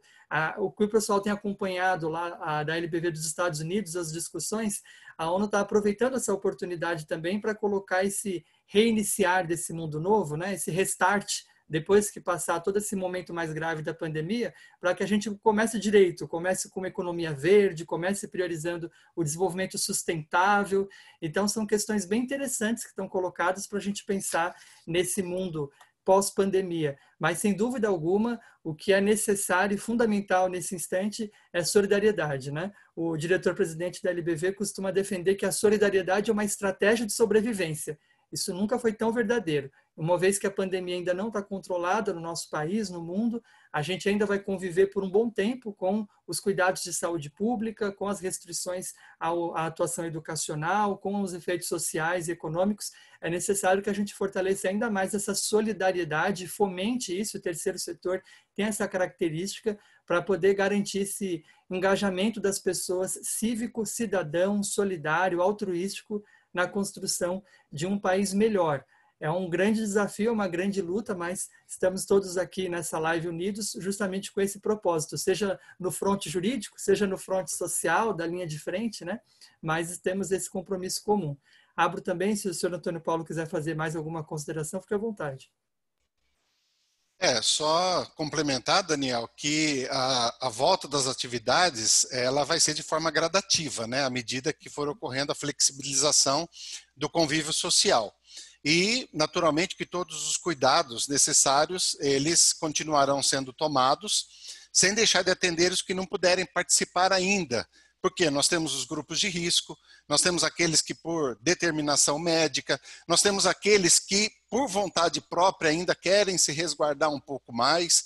Então, a gente tem que ter muito respeito e uma atenção especial ao emocional de cada atendido, de forma que eles possam superar qualquer trauma e seguir com o atendimento de qualidade que a LBV sempre prezou em todas as suas unidades. Nosso agradecimento pela oportunidade, pela participação, poder levar, né, ao conhecimento de todos os participantes um pouco do que a LBV tem feito e se colocar à disposição para aqueles que quiserem, né, saber um pouco mais, quiserem entrar em contato conosco, os contatos estão aí, e estamos à disposição, e o nosso muito obrigado mais uma vez. Muito obrigado, doutor Daniel Guimarães, doutor Antônio Paulo. E realmente, como muito bem disse o professor Júlio, esta não é a primeira e nem será a última pandemia. Pode ser a primeira que nós estejamos vivendo, né? Mas outras já existiram desde que mundo é mundo e com certeza outras virão. Então nós precisamos tirar lição e também deixar lição, né? Principalmente deixar um mundo melhor e mais convivível, né, para nossos filhos e nossas gerações futuras, né? Muito obrigado a todos. O doutor Túlio já está respondendo algumas perguntas, alguns chats, e agora eu passo a palavra para o doutor Eduardo Sabo, nosso coordenador geral, que fará as conclusões finais e o encerramento dessa live. Muito obrigado a todos. Eu devo fazer agora um agradecimento muito especial à da Boa Vontade, no sentido de que trouxe aqui uma questão muito significativa, que significa um plano de atendimento, né? Vale dizer que o Ministério Público em todo o Brasil tem acompanhado, estado a estado, as ações nos diversos campos: saúde, assistência, educação. Nós temos procuradores e promotores que são especializados nesses assuntos e colaboram na execução das políticas públicas. Por que eu estou falando isso? É só a látria aqui da live, né? Por uma questão do destino, eu sou justamente aquele que foi incumbido a missão de coordenar os trabalhos de todos os procuradores, de todos os promotores no âmbito do Distrito Federal, com repercussão no próprio entorno. Então, nós temos de 4 a 6 milhões de pessoas e reunimos diretamente mais de 30 procuradores e promotores, fora aqueles tantos outros que atuam conosco em todas essas políticas. Por que eu estou dizendo isso? E aqui fica o pedido à Legião da Boa Vontade, que coloca aqui, agora, no chat, né, o e-mail da Legião de Boa, o site da Legião da Boa Vontade, para que qualquer instituição, né, possa se valer do plano estratégico adotado para a Legião da Boa Vontade, em que foi feito uma excelente a colocação aqui do Antônio Paulo Speretto a respeito da atuação específica com relação a um grupo vulnerável, que são os idosos, não é? Todas essas medidas são muito importantes de serem tomadas, e nós vemos até o sucesso em que hoje não há nenhum ainda detectado aqui com Covid-19. Isso é muito importante para nós, inclusive todas as medidas, né, de isolamento, de afastamento, de utilização de EPIs. Né? Então, valeu muito as colocações. E mais ainda, Daniel, veja só, o ponto central para toda essa discussão, né, que é uma discussão acadêmica, mas uma academia que quer ser real, que quer ser presente, que quer ser um vetor não só de orientações acadêmicas, mas de orientações práticas, né? Graças à OAB de São Paulo, graças aos nossos parceiros. O que nós precisamos? Nós precisamos conscientizar as pessoas que o principal é ser solidário. Hoje, as nossas ações ou as nossas omissões repercutem na nossa família, repercutem aos cidadãos que nós vamos encontrar ao sairmos de casa, até porque, vale o recado, não devemos sair agora, tá? Nós devemos ter toda a cautela, sair quando seja necessário. Nós estamos vivendo uma situação de agravamento, recrudescimento da questão social. Nós estamos ainda na subida, diferente da Europa, em que a Europa está adiantada de 45 a 60 dias com relação às políticas públicas e com relação aos efeitos da transmissão dos vírus. Hoje nós precisamos dar uma chance aos nossos aparelhos sanitários, às nossas autoridades sanitárias, para que, numa eventualidade da contração do vírus, dessa contaminação, os nossos sistemas de saúde possam atender com todo o cuidado, né, aquelas pessoas infectadas nos mais diversos graus, para que fiquem em enfermarias, para que possam ficar em UTIs, né? E tudo isso está sendo importante. E mais ainda, a transparência dos atos. Por isso, Antônio Paulo, Daniel, coloquem aqui o máximo de informações que vocês puderem, né, para que as pessoas, não só as pessoas, mas para que os usuários desse sistema, não só que todos aquelas entidades que têm uma maior envergadura atuado nesse campo possam se valer dessas orientações, tá? Inclusive na volta com cautela, na volta direcionada. Desculpem os colegas eu ter feito essa inserção, né, e até dito da ação aí do Ministério Público, mas acabou que entendi que era necessário, né? E vejo, antes de tudo, já puxando um gancho para os nossos próximos encontros, que transparência é fundamental, tá? Gestão de risco é fundamental, compliance é fundamental, sabe, Ana Carolina? Foi muito bom até que você colocou, já antevendo a continuidade dessa discussão, esses pontos para nós conversarmos aqui nas próximas semanas. Hoje nós temos que agir com cautela, com responsabilidade, né?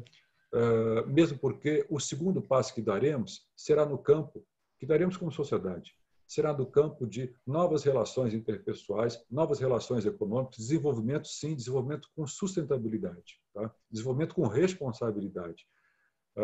Eu acredito que podemos todos juntos melhorar a nossa participação social.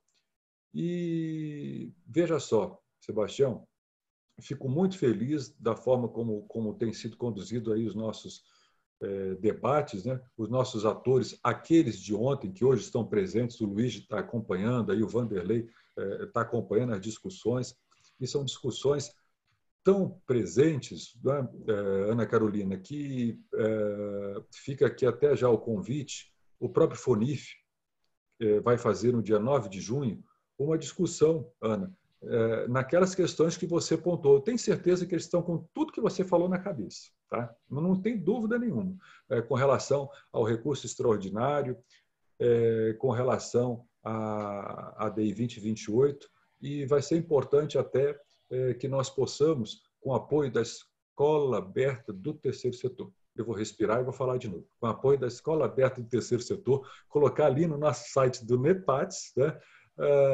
essas referências ao evento do FONIF, essas referências às nossas colocações, ou a título de orientar, e vamos até colocar no nosso chat aí o endereço tanto da Escola Aberta do Terceiro Setor como do nosso NEPATS, para que as pessoas possam fazer essas consultas.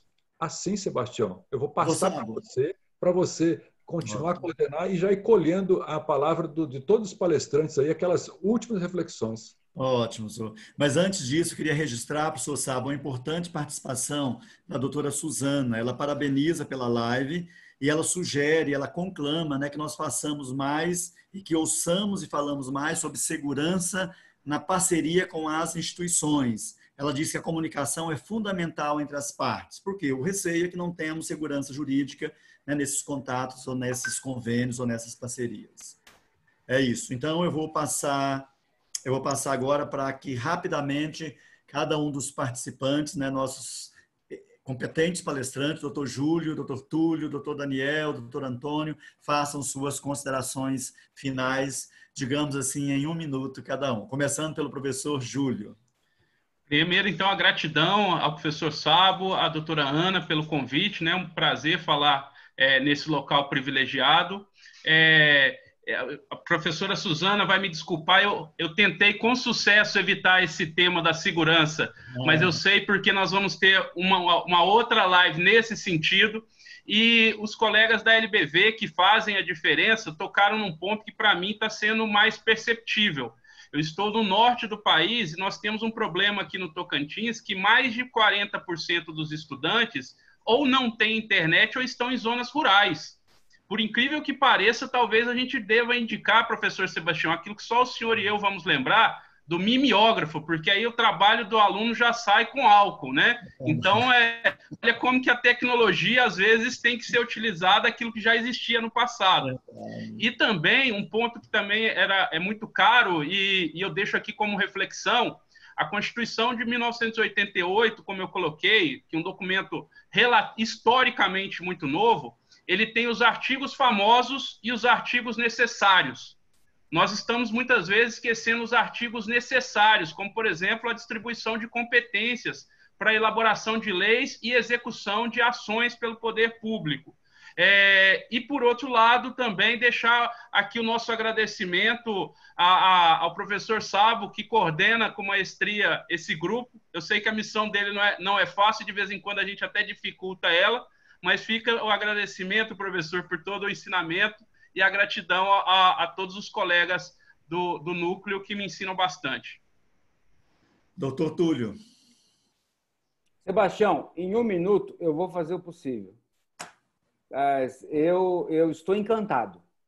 Eu estou encantado com o alcance que o NEPARTS, que é a OAB, pela comissão, por meio da doutora, o NEPARTS, por meio do professor Sabo, e a doutora Ana, aí, por meio da OAB, estão propiciando aí as pessoas. Eu digo o seguinte, que a informação deve chegar ao maior número de pessoas.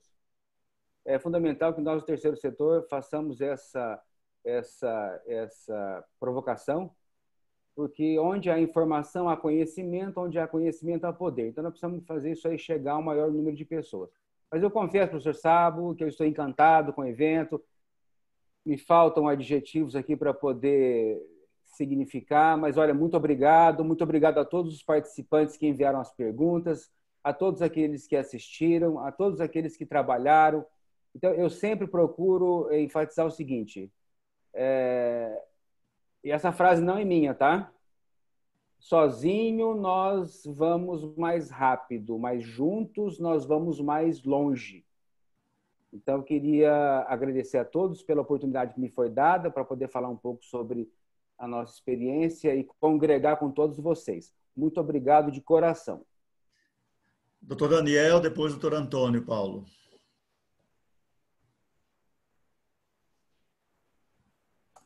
Bom, a gente agradece a todos aí pela atenção, parabenizamos a vocês, organizadores, na pessoa do Dr. Sabo Paz, a doutora Ana Carolina, mas todos os palestrantes também que muito nos honraram, a gente ficou muito feliz de fazer parte de um time tão seleto. Aproveitar esse momento final para responder aqui a Simone Beccari, que pergunta como que a LBV pode contribuir com a gestão pública na sua construção de eficiência. E acredito que aqui vale o nosso compromisso com essa participação nos espaços de controle social, os conselhos de direitos da assistência social, os conselhos municipais dos direitos da criança e do adolescente. A LBV, com a sua equipe técnica, sempre participa em todas as cidades em que ela atua, né? Assim como a própria OAB também participa desses espaços de controle social. É uma oportunidade grande para a gente conseguir se integrar e se enxergar como membros de uma mesma rede socioassistencial e trabalhar juntos aí para a gente não somente trazer a nossa resposta individual a esses problemas sociais, mas somar forças também com o poder público, com as outras entidades, para que a gente tenha um ambiente institucional melhor, para que a gente tenha uma melhor resposta como um todo coletiva. Então, agradecemos mais uma vez e parabéns a todos vocês. Obrigado, doutor Daniel. Doutor Antônio. Nosso agradecimento também, complementando aí as palavras do Daniel. Nossa saudação ao doutor Eduardo Sabo Paz, brilhantemente, né, organizando esse grupo de discussão importantíssimo nessa época. A doutora Ana Carolina, representando aí a OAB São Paulo, também grande parceira da LBV, ao doutor Túlio, ao doutor Júlio, a você, Sebastião, pela condução aí dos trabalhos, e nos colocamos à disposição. É isso que o Daniel falou, né? Sempre que a LBV puder contribuir com a sua expertise, afinal de contas são 70 anos de trabalho aqui no Brasil, e esse trabalho também já se expande por outros países também que adotaram o mesmo modelo do trabalho da LBV, e a gente agradece todo o apoio, toda a parceria, sempre muito bem-vinda. A gente não consegue fazer nada sozinho, né? O nosso presidente Paiva Neto sempre lembra isso para nós, ninguém faz nada sozinho. Então, é com esse tipo de parceria, com esse tipo de discussão, com esse tipo de análise, é que a gente vai conseguir superar esses desafios, e nós temos certeza que nós sairemos mais experientes, mais fortes. A gente não quer enfrentar outros não, mas se vierem, a gente vai estar mais preparados, né, para enfrentar e superar tudo isso. Muito obrigado e nosso abraço a todos. Obrigado. Professor Sabo, desculpa, doutor. Só quebrando o protocolo aqui, professor, aquilo que não foi combinado, a live para mim está 100%, mas eu acho que atingiria 101 se o professor Sebastião, em 1 minuto, contasse a questão do rato na fazenda, porque vai ilustrar tudo isso que nós estamos falando, do dever de solidariedade e da necessidade de ação conjunta. O professor sabe que autoriza, autorizar eu conto. Está autorizado. A doutora Ana Carolina não está gostando, mas tá, vai. Doutora Ana Carolina, ia passar agora a palavra para suas considerações finais, depois doutor Sabo, mas realmente acho que calha bem essa historinha, que é de forma bastante rápida, né, conta essa história que o doutor Júlio sempre me requisita que eu conte, né, que um fazendeiro compra uma ratoeira, né, e rapidamente ele desembrulha a ratoeira e o rato fica observando, e o rato achando que era um queijo, e puxa, feliz da vida, né, teremos queijo esta noite, né. E, enfim, então logo o fazendeiro arma a ratoeira e o rato sai na fazenda correndo, anunciando a todos, né? Já que falamos de solidariedade aqui, e comunica a todos, ó gente, atenção, encontra a galinha primeiro, e diz para a galinha, dona galinha, tem ratoeira nova na fazenda. E a galinha continua ciscando, ignora o rato, depois diz, ratoeira é um problema de rato. E o rato desesperado sai correndo e ele vai e encontra o porco e diz, seu porco, atenção, tem cuidado, tem ratoeira nova na fazenda. Né? E o porco, da mesma forma, continua lá na lama, feliz da vida, e diz para o rato, ratoeira é um problema de rato. E o rato desesperado continua correndo e diz, mais à frente encontra a vaca e diz, dona vaca, tem ratoeira nova na fazenda. E a vaca ignora e diz, ratoeira é um problema de rato. E o rato ficou triste e foi ficar no seu canto, na sua toca, e à noite a ratoeira vai e pega uma cobra, né? E de forma enganada, sem saber do acontecido, a mulher do fazendeiro, ao levantar para fazer café, ela é picada pela cobra. E ela vai ao médico e ela fica doente, obviamente por um período, em decorrência da picada da cobra, e o médico diz, você tem que se fortalecer, e para fortalecer eu recomendo canja. Né? Eu e o Júlio, que somos do interior de Minas, sabemos bem o que é canja de galinha, né? E o médico diz para o fazendeiro, olha, manda fazer canja para sua esposa. E quem morre primeiro? A galinha para fazer canja.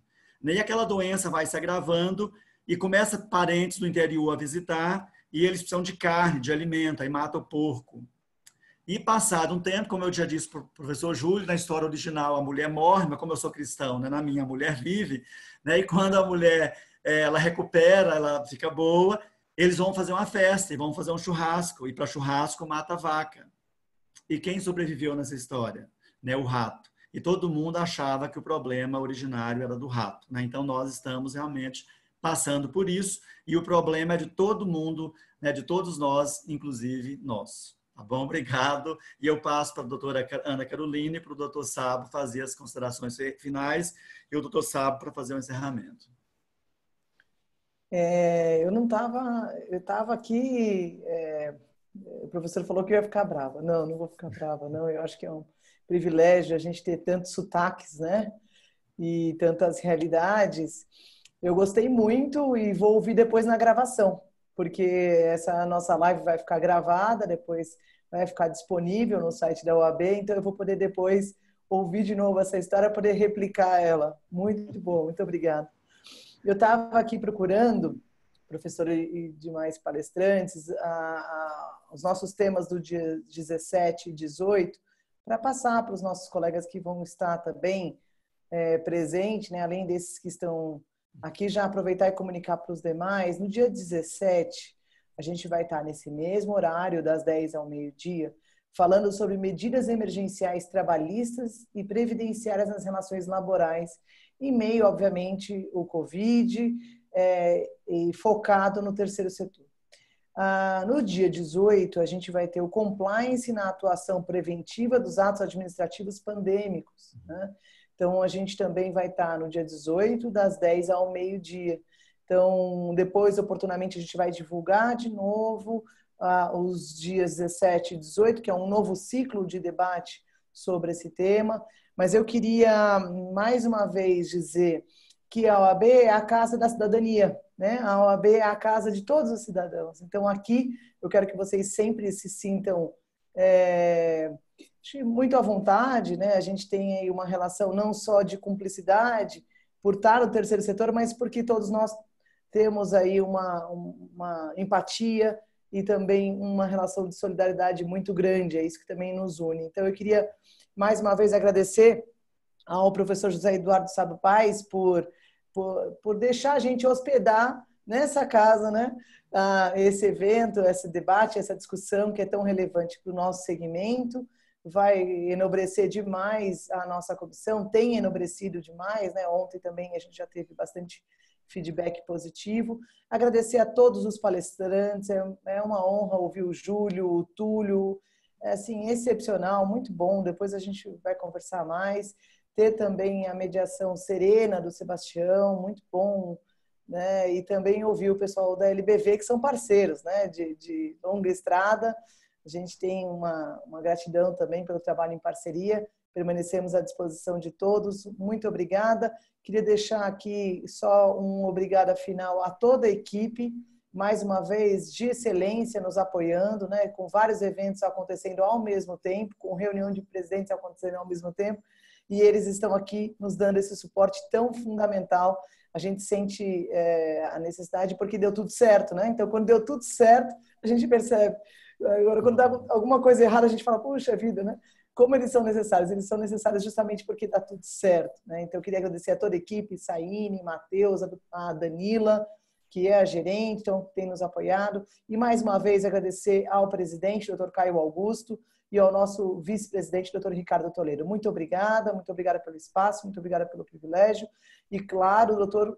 Rolo, né, que é o doutor que cuida da Comissão de Cultura e Eventos. Antigamente a gente não era comissão, agora virou uma comissão. Então, o Dr. Alberto Rolo, ele administra tudo aquilo que vai para o site do Cultura e Eventos. Então, eu gostaria de agradecer ele por abrir esse canal da OAB no YouTube para nós. Muito obrigada a todos. Muito obrigada. Professor Sabo, antes do senhor falar, eu queria agradecer rapidamente duas instituições, né? Além da LBV, obviamente, que já é nossa parceira de muito tempo, tem aqui também a mensagem da Thaisa, que é do projeto Oficina Escola de Artes e Ofícios de Itu, São Paulo, e também a Ermelinda Anunciação, que é a diretora de ação social da Associação Viver, que é uma instituição aqui na cidade estrutural em Brasília, que atende crianças e adolescentes. Muito obrigado a todos, além das demais que estão participando. E passo ao professor Eduardo Sabo, que é o coordenador-geral desse evento, para as considerações finais e para o encerramento. Muito obrigado a todos. Não há dúvida nenhuma que, se não fosse a possibilidade da OAB de São Paulo, né? O doutor Alberto é um craque nesse sentido, nós estávamos no YouTube, né? Nós não nos faríamos presente dessa forma. Ana Carolina, Comissão do Terceiro Setor da OAB, junto conosco, nós, junto com a Comissão do Terceiro Setor e com essa série desses centenas, milhares de advogados de São Paulo e de todo o Brasil, e pessoas que fazem presente o terceiro setor, instituições como a LBV e tantas outras, pequenas ou grandes, que fazem com que a execução das políticas públicas seja efetivada, né? Estou muito feliz e agradeço mais uma vez a Universidade Católica de Brasília, agradeço aos nossos parceiros sempre presentes da José Paiva Neto, da Fundação Banco do Brasil, a ANASPES, a tantos outros. Não há dúvida nenhuma que o terceiro setor se faz em conjunto com todas as instituições, né? Faculdades de Brasília, faculdades, tantas outras que nos apoiam de todas as formas. Por isso que fico com a pontinha e que fiquem com a pontinha que eu também estou de quero mais. Mas a gente vai deixar para aqui as 2 semanas. São as meninas que nos ajudam muito e elas acordam cedo, viu, Ana Carolina? De manhãzinha cedo já ligam para a gente, já mandam mensagem, ou seja, elas são super preocupadas. Até aqui na pandemia. Eu não sei como é que elas conseguem tudo isso. Olha. Meu agradecimento a elas e a vocês todos, Júlio, Antônio, Paulo, Sebastião, ao Daniel, ao Túlio, a Radassa, nossa querida Radassa. Parabéns a todos. E agora a gente vai só no tchau, não é isso, Ana Carolina?